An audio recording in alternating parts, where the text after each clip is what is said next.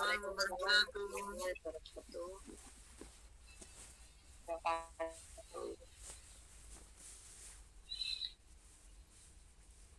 Baik, silakan dibuka dulu kameranya teman-teman.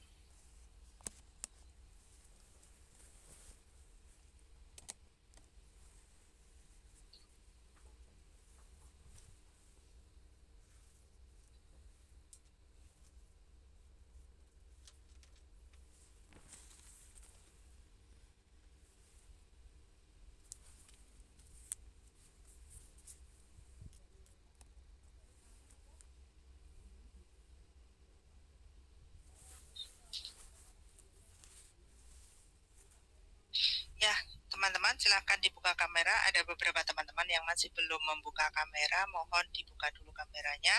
Kemudian yang sudah membuka kamera, tolong wajahnya ditampakkan. Saya jangan dikasih tampilan atap atau ethernet rumahnya atau temboknya ya. Jadi mana nih mahasiswanya yang kuliah gitu. Tolong dong dikasih wajahnya. Ya, jangan dikasih tampilan tembok atau atap atau ethernet rumah. Coba di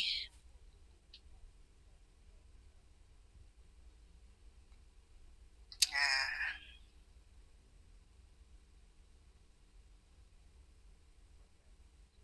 oke. Sip, berarti semua sudah hadir ya. Baik teman-teman, sudah jam 2:10. Ada baiknya saya mulai saja ya perkuliahannya. Jadi saya mohon izin untuk share screen dulu materi pada hari ini.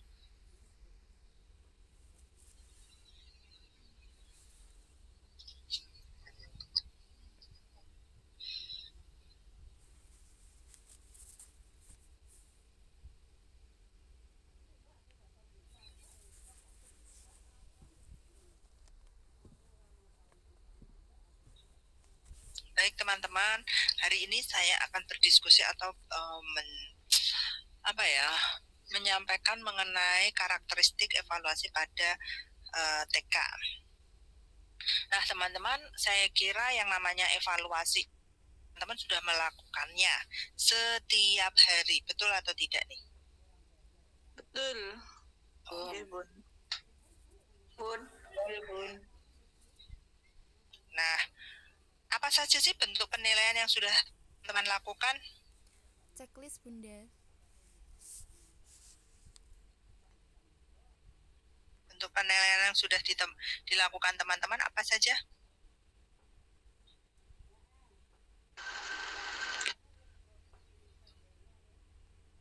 Checklist, Bun. Checklist, apa lagi? Dokumentasi Bunda. Terus? Foto berseri. Jawaban anekdot juga ada. Oke. Nah, baik teman-teman, itu tadi semua bentuk evaluasi yang dilakukan oleh teman-teman ketika mengajar di sekolah ya. Nah teman-teman, evaluasi itu apa sih? Evaluasi itu adalah kalau menurut James Johnson, evaluasi in general atau secara umum, evaluation is the process of selecting, gathering, and interpreting information. Jadi proses menyeleksi, mengumpulkan, dan menginterpretasi informasi to make personal decision, untuk membuat penilaian secara personal atau penilaian secara individu, atau to from judgment about the worth of product, atau di sini penilaian terhadap produk atau suatu program atau suatu pendekatan ya dalam memecahkan suatu masalah, atau bagaimana evaluasi itu digunakan untuk mendapatkan informasi secara objektif ya. Jadi penilaian itu dilakukan gambarannya seperti itu. Jadi kalau misalkan untuk melihat bagaimana produk atau program itu, ya produknya dari siswa itu apa, program yang dilakukan guru, misalkan kegiatan pembelajarannya bagaimana. Nah, itu bisa dilakukan melalui evaluasi ya teman-teman.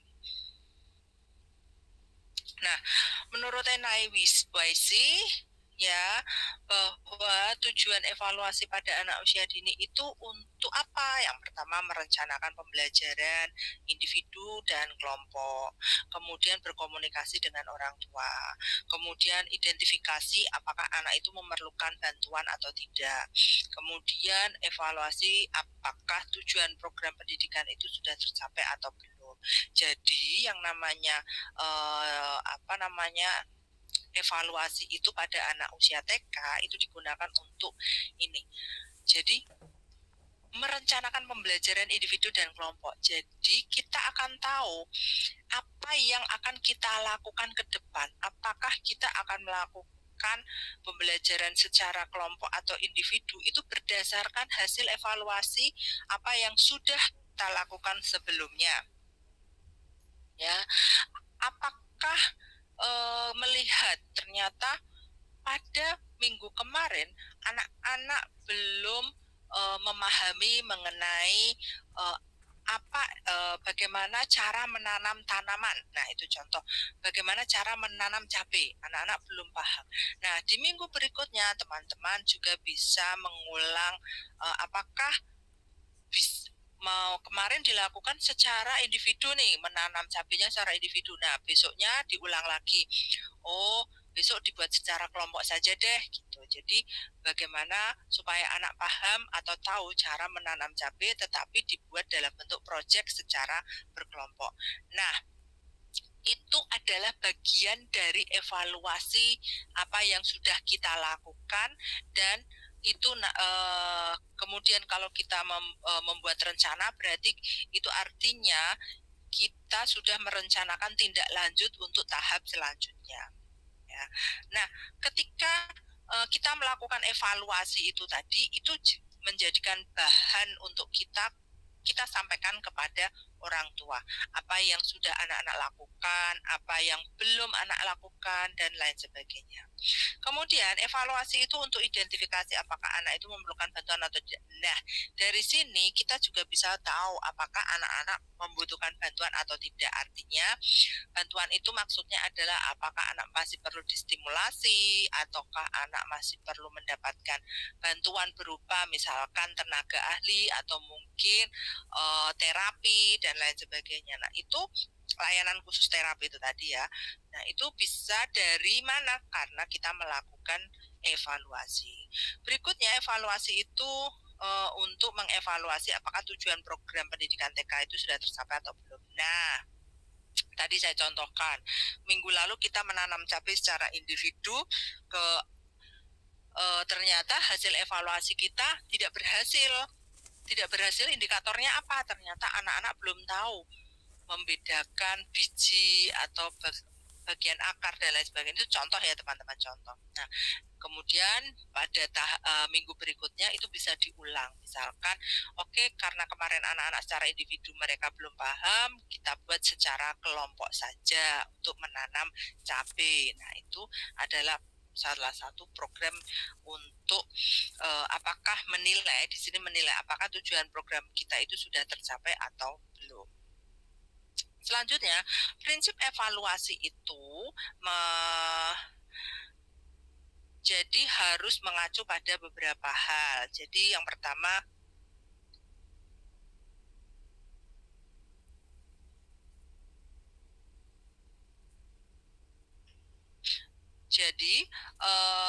pertama adalah penilaian itu harus dikaitkan dengan kurikulum. Dikaitkan dengan kurikulum itu yang jelas harus, yang namanya evaluasi itu harus dikaitkan dengan kurikulum, apalagi penilaian pada anak usia dini atau perkembangan pada pembelajaran. Nah, Kalau teman-teman bisa membuat kurikulum sampai bisa membuat RPPH rencana pembelajaran harian itu, pasti teman-teman sudah bisa membuat atau memilih mana nih tujuan pembelajaran yang ingin dicapai. Dari tujuan pembelajaran itu kita akan buat bentuk evaluasinya. Nah, makanya tujuan pembelajaran kita apa itu harus dikaitkan dengan kurikulum. Artinya supaya apa? Supaya sinkron. Nah, berikutnya hasil penelitian itu hasil penilaian itu juga harus dimanfaatkan untuk kepentingan anak. Tentu dari hasil penelitian hasil penilaian yang teman-teman lakukan berupa checklist, anekdot dan lain sebagainya itu tentu nanti akan dimanfaatkan oleh anak. Karena apa? Karena anak adalah pelaku dari kegiatan pendidikan, anak pula yang mendapatkan hasil dari kegiatan pembelajaran. Berikutnya, penilaian itu juga harus mencakup seluruh aspek perkembangan anak. Betul sekali. Ya, jadi ketika teman-teman membuat evaluasi itu, maka semua aspek perkembangan anak itu harus masuk. Kemudian penilaian juga melibatkan observasi yang teratur dan periodik. Nah, betul. Ketika teman-teman melakukan penilaian, teman-teman itu dilakukan melalui observasi dan itu harus teratur atau periodik. Teratur itu seperti apa? Misalkan 1 minggu sekali, atau setiap hari, atau sebulan sekali. Nah, itu yang namanya teratur dan periodik. Kalau checklist itu bisa dilakukan setiap hari, ya sudah, berarti melakukan checklistnya itu setiap hari. Mungkin anekdot hanya bisa dilakukan ketika ada kejadian khusus saja.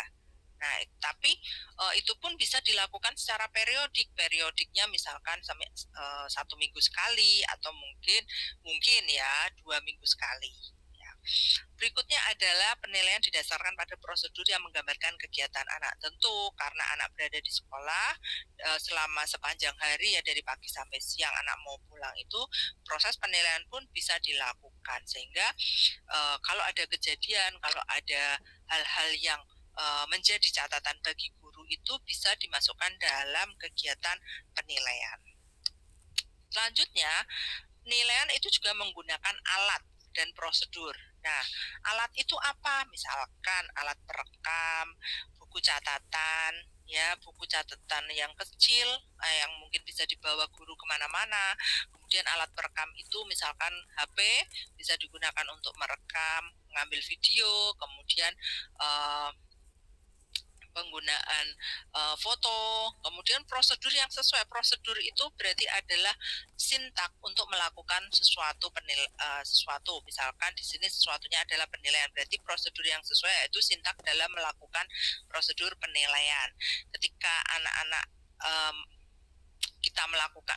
ketika kita melakukan proses evaluasi itu, ya tentu kita harus memperhatikan prosedurnya, bagaimana menilai anak. Jangan sampai anak itu merasa sedang diintimidasi karena proses penilaian, ya.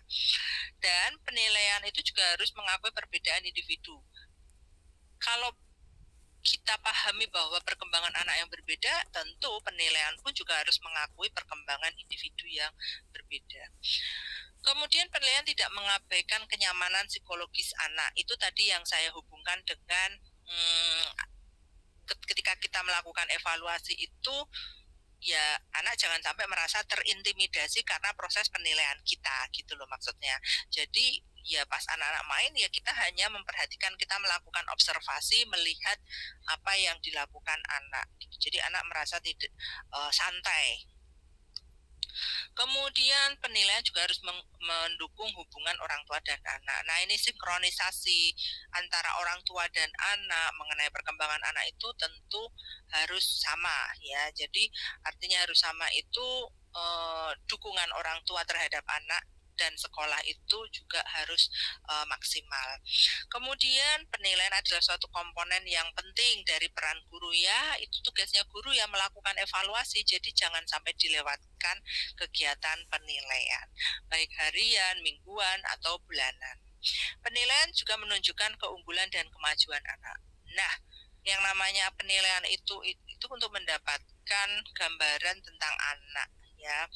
Maka keunggulan anak bisa terlihat, atau mungkin kemajuan atau apapun tentang anak bisa terpotret melalui kegiatan penilaian itu menjadi catatan bagi guru, ya.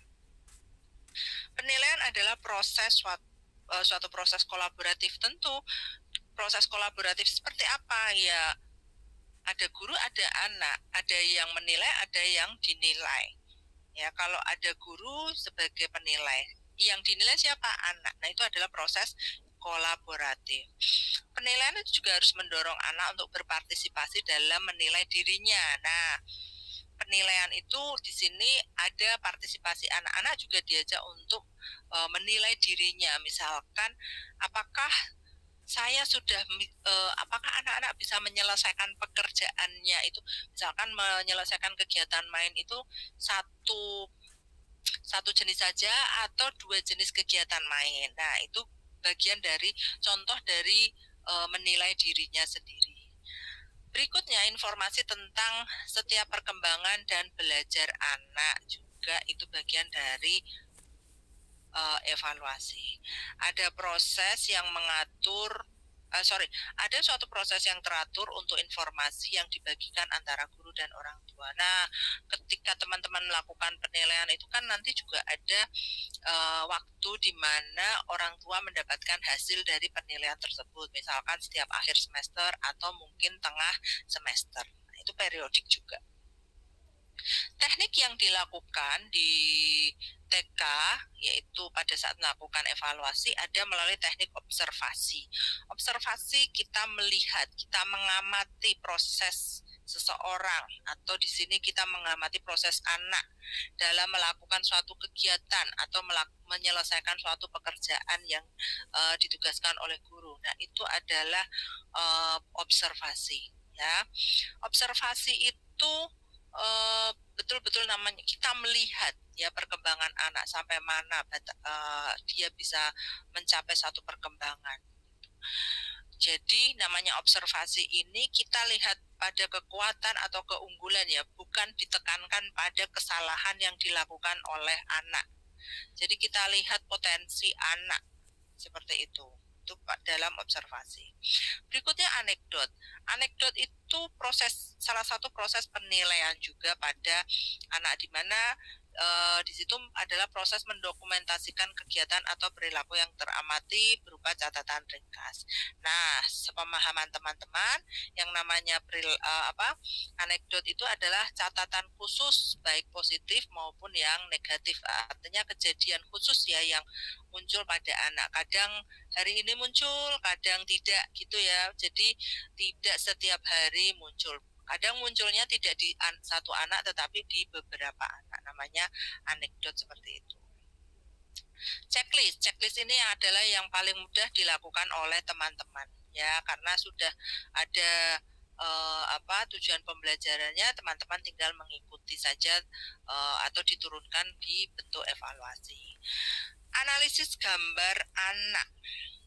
Nah, ini tadi kita juga bisa menilai perkembangan anak dari hari ke hari melalui gambar atau produk yang dihasilkan oleh anak. Foto berseri juga melalui foto berseri juga bisa di sini. Maka semakin hari ketika membuat gambar orang itu semakin sempurna atau seperti itu terus. Analisis foto atau audio tape. Nah, ini melalui foto, video ya atau audio tape. Ini adalah salah satu merupakan pengumpulan informasi atau media dalam mengumpulkan informasi. Pasti teman-teman juga menggunakan foto, video atau rekaman ini untuk membantu teman-teman dalam menentukan satu evaluasi ketika akhir semester atau mungkin pada pertengahan semester. Nah, ada juga percakapan atau wawancara. Nah, percakapan atau wawancara ini berarti di sini adalah dilakukan melalui metode bercakap-cakap. Ya, di luar kelas bisa, di dalam kelas juga bisa. Metode bercakap-cakap ini ada terstruktur, ada yang tidak terstruktur. Kalau terstruktur, tentu teman-teman memiliki serangkaian pertanyaan yang akan digunakan untuk menggali mengenai anak tersebut, apa yang ingin kita gali dari si anak tersebut.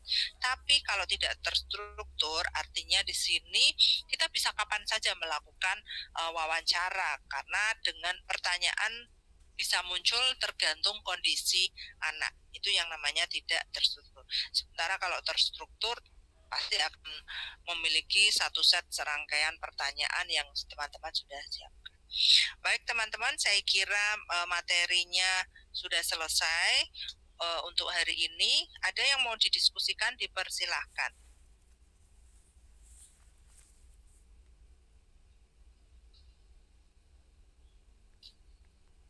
Bu Ida, silahkan. Terima kasih Bunda. Izin bertanya Bu, bagaimana cara kita, kan ini menyangkut penilaian ya Bu, bagaimana cara kita menyampaikan ke orang tua bila anak itu dalam satu semester ini belum ada perkembangan Bu. Anaknya itu sejenis kayak berkebutuhan khusus gitu. Bagaimana cara kita menyampaikan ke orang tua dengan baik Bu? Terima kasih. Ya pasti kalau seperti itu teman-teman harus bertemu langsung dengan orang tua langsung. Kemudian disertai dengan catatan atau bukti otentik dari perkembangan anak ya. Jadi tidak sekedar ngomong aja ya, tetapi harus disertai dengan bukti otentik atau mungkin bukti itu yang mengarah pada di sini. Misalkan bukti otentiknya ada. Berikutnya adalah catatan perkembangan anak yang menjadi, misalkan kalau teman-teman pakainya kurikulum ya, bahwa perkembangan anak ini seharusnya usia sekian itu dia sudah bisa apa gitu. Nah, itu kan menjadi standarnya teman-teman. Nah, kalau misalkan ternyata catatan dari teman-teman berdasarkan observasi teman-teman harian kok ternyata tidak sesuai dan bahkan menunjukkan beberapa hal yang tidak wajar, nah itu baru bisa menjadi bahan atau alat untuk teman-teman menyampaikan ke orang tua. Seperti itu Bu Ida. Jadi ya memang harus ketemu, harus disampaikan secara face to face setidaknya. Saya yakin kalau memanggil secara intern, artinya intern itu ya face to face itu antara guru dan orang tua saja bisa, saya yakin orang tua bisa menerima. Tetapi jangan hanya sekedar bicara saja ya Bu ya, tapi harus ada bukti otentik mengenai perkembangan anak, sehingga itu yang menjadikan orang tua itu tidak ngegas nantinya. Berarti kalau seandainya nanti kalau memang dia seandainya dalam pembelajaran itu belum ada satupun yang terpenuhi gitu, kalau suruh mengulang gitu nggak apa-apa Bu? Mengulangnya yang bagaimana dulu? Mengulang ya kalau seandainya dia masih di TKA dulu gitu. Soalnya kayaknya belum memenuhi syarat. Oke. Kalau saran dari guru ternyata mungkin Ibu juga perlu melibatkan teman sejawat kalau seperti itu. Jadi kenapa melibatkan teman sejawat? Sehingga persepsi Ibu nanti tidak subjektif. Ya. Jadi pelibatan teman sejawat gitu ya. Iya, misalkan kepala sekolah atau mungkin guru lain dari kelas yang lain itu untuk membantu persepsi Ibu. Apakah persepsi Ibu itu hanya sekedar subjektivitas saja atau ini untuk membantu objektif, supaya objektif. Jadi pelibatan teman sejawat atau mungkin orang ahli yang lainnya itu bisa, sehingga memperkuat atau memperkuat alasan penilaian Ibu itu supaya lebih otentik, jelas, dan ada dasarnya gitu loh Bu, tidak sekedar persepsi saja, karena takutnya persepsi sehingga nanti subjektivitas tinggi. Terima kasih Bu. Padahal penilaian itu harus objektif gitu ya. Ya, Bu Purnama silakan. Ya Bun, saya tuh punya murid Bun, tapi jarang ada di dalam kelas. Jadi kalau ada kegiatan kita sudah masuk halaqah kecil di kelas masing-masing, dia malah perginya ke kelas yang ke TKB. Kebetulan saya pegangnya TKA. Nah, anak ini kalau sudah masuk ke kelasnya itu paling nggak betah, Bun. Jadi kalau kita sudah bikin lingkaran, berdoa dulu, dia anaknya udah hilang, Bun, ke kelas atas. Nah, itu cara penilaiannya gimana, Bun? Sebenarnya orang tuanya tuh sudah tahu anaknya itu tidak akan pernah betah duduk gitu. Jadi anaknya tuh aktif banget naik turun. Kebetulan di sekolah saya itu kan ada 3 lantai. Jadi anaknya tuh akan mengikuti kelas lain, tidak akan pernah mengikuti kelas saya gitu. Itu penilaiannya gimana, Bun, untuk di raportnya gitu ya? Ini penilaian untuk aspek apa dulu ya, Bu ya?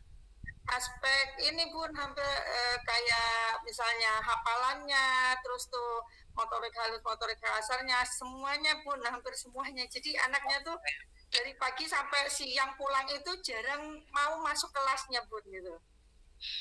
Berada di kelas lain gitu. Kita guru sudah berusaha untuk kadang nanti kalau dia pindah kelas kita ajak lagi ke kelas. Dah dia diem, lengah sedikit hilang. Lengah sedikit hilang gitu. Jadi anaknya tuh tidak pernah betah di kelasnya sendiri, malah betah di kelas yang lain gitu. Dan di kelas lain pun kebetulan bukan belajar, tapi ngajak temen kakak kelasnya itu untuk main juga gitu. Jadi anaknya tuh kalau dibilang tenaganya tuh super ekstra ini ya, Bun, yang nggak ada capeknya gitu. Itu gimana, Bun, cara penilaiannya biar ke orang wali muridnya tuh kita enak gitu, jadi tidak ada masalah ke depannya gitu, Bun. Oke. Apakah tidak ada yang bisa dilihat, misalkan Ibu ambil jam khusus, misalkan penilaian hafalan gitu ya, ambil jam khusus untuk dia supaya duduk gitu, atau mendengarkan dia sampai mana dia sudah hafal gitu?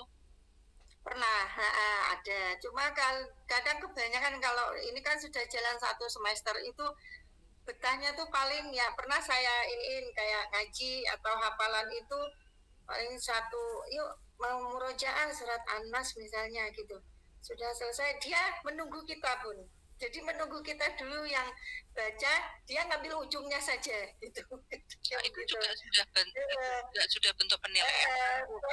Tapi itu nggak lama, Bun. Sudah kayak enggak, maksudnya makanya pertanyaan saya, Ibu yang mau dinilai apa ini? Kalau misalkan hafalan tadi berarti ketika Ibu dia menunggu Ibu dulu, ya itu sudah bagian bentuk penilaian. Dia bisanya sampai mana? Oh, sampai menirukan guru. Nah, itu kan berarti sudah bentuk penilaian juga, Bu. Oh gitu. Karena kan di situ kan ada tentang penilaian karakternya dia, terus sosialisasinya dia di antar temennya gimana. Nah, di situ tuh elemen-elemennya kan banyak itu, Bu. Nah, saya tuh agak bingung di situ. Anak ini sedangkan di dalam kelasnya itu dengan teman-temannya tuh tidak pernah akur, Bun. Jadi kadang temannya ada yang bilang, kalau anak ini tidak masuk tuh sampai alhamdulillah nggak masuk gitu. Karena mungkin sering mengganggu temannya gitu. Jadi anaknya memang kalau saya lihat karakternya lebih ini senangnya itu mengeksplor, senangnya di luar. Jadi sekolah kalau di dalam ruangan tuh dia tidak senang. Pernah saya ajak keluar itu dia senang, ekspor, main sana sini untuk menghabiskan tenaganya itu di luar. Tapi kalau udah di dalam saya kasih mainan kesukaan dia itu paling betahnya tuh nggak ada 1 menit itu udah mencari yang lain lagi. Mencari lain lagi gitu. Jadi saya ngobrol juga dengan teman sejawat ini penilaiannya gimana gitu ya untuk mengisi raportnya gitu. Ya Bu, saya memahami untuk kondisi tersebut ya. Usianya sama nggak sih sama teman yang lain? Sama, Bun, usianya sama. Oke, berarti kalau usia sama tapi memang itu tadi ya Bu, latar belakang anak yang berbeda tadi ya Bu ya. Kan tadi di PPT saya ada harus melihat pada perbedaan individu kan. Nah berarti kalau dengan catatan seperti itu sekiranya memang dia belum bisa, berarti sesuaikan saja dengan apa yang apa yang itu apa ya Bu ya bahasanya apa yang sudah dicapai anak ya memang akan beda dengan anak yang lain, tetapi karena perbedaan itu maka sesuaikan saja. Kalau saya saran saya ya sesuaikan saja dengan kondisi anaknya Bu. Jadi kita tidak usah ya kita khawatir dengan perkembangan anak. Tapi kalau memang kan yang difikirkan tidak hanya satu anak saja ya, semua anak juga berhak mendapatkan hak yang sama untuk perhatian itu. Jadi saya kira sesuaikan dengan anaknya itu saja Bu, jadi otentik saja. Baik Bun, terima kasih Bunda. Daripada Ibu bingung-bingung, tapi Ibu juga bisa kok minta bantuan teman kelas yang lain untuk membantu. Mungkin ketika anak itu berada di kelas yang lain, dia harus apa, harus melakukan apa gitu. Dari kelas yang lain mungkin karena dia di kelas yang lain ganggu, tapi kalau misalkan dia merasa nyaman di kelas lain mungkin dari kelas lain bisa gurunya bisa membantu untuk setidaknya apa sih yang dilihat gurunya di sana, anaknya ngapain, apakah bisa ikut anaknya itu bisa ikut apa hafalan atau tidak gitu. Nah kalau misalkan bisa ikut kan setidaknya itu bisa menjadi tambahan catatan bagi ibu untuk penilaian anak tersebut. Pernah juga ngobrol dengan teman yang kebetulan anak didik saya itu ada di kelasnya teman saya ini. Saya bilang gimana ya di kelasnya ini kelompok B gitu. Ya dia duduk, cuma memang anaknya tuh butuh perhatian kata teman saya itu. Mungkin karena faktor keluarga, Jepun ayah ibunya tuh kerja, jadi anak ini pulang sekolah itu langsung dititipkan di tempat penitipan anak gitu Bun. Jadi nanti sore baru dijemput. Sudah pulang ke rumah pun komunikasi dengan orang tua, dengan keluarganya tuh jarang banget. Jadi anaknya tuh memang butuh perhatian banget gitu. Saya sempat juga lihat kalau di kelas tuh begitu. Jadi dia pengennya dia diutamakan gitu. Kalau pengennya duduknya tuh duduk di bangku. Kadang saya bilang tidak boleh ya Mas di bangku. Teman-teman yang lain kalau saya sudah ngomong gitu, dia modalnya tuh nangis Bun. Dengan nangis bikin kita tuh lulu. Mungkin di rumah seperti itu kali. Kalau udah nangis orang tua ya udah boleh. Nah di sekolah saya nggak saya iyakan. Jadi kalau dia nangis saya bilang begini, kalau Mas masih nangis nggak usah dekat ustazah, karena kan teman-teman yang lain nggak ada yang nangis dan nggak ada yang dekat gitu. Karena ada teman yang kadang cemburu juga Pun gitu, kok deket terus nih, kok dipangku terus nih. Nah itu saya menjaga ini ya teman-temannya biar tidak ada yang ini iri atau kok dia terus kok diperhatikan, karena ada beberapa yang agak sensitif begitu. Oh ustazah memperhatikan dia terus tuh, kita nggak pernah digituin. Nah itu saya menghindar sekali Pun gitu. Jadi memang anaknya itu anak yang memang butuh perhatian banget gitu, karena dari faktor keluarganya seperti itu Pun. Baik. Nah, kayaknya banyak sekali, tapi ini jamnya sudah kurang itu ya Bu ya, saya jawabnya next time aja ya Bu ya. Jadi terima kasih Bu Purnama untuk menjawabnya, saya kira bisa lain waktu. Karena jamnya sudah jam 2.42, saya kira teman-teman mempersiapkan diri untuk kelas berikutnya. Bu Purnama, terima kasih Bu untuk partisipasinya dan aktivitas di kelas ini luar biasa. Teman-teman juga yang lain, Bu Widi yang raise hand minta maaf ya, bisa ditunda minggu depan ya. Terima kasih teman-teman partisipasi serta kehadiran di sore hari ini, siang menjelang sore hari ini ya. Jadi kita ketemu lagi minggu depan. Selamat siang menjelang sore. Assalamualaikum warahmatullahi wabarakatuh. Waalaikumsalam.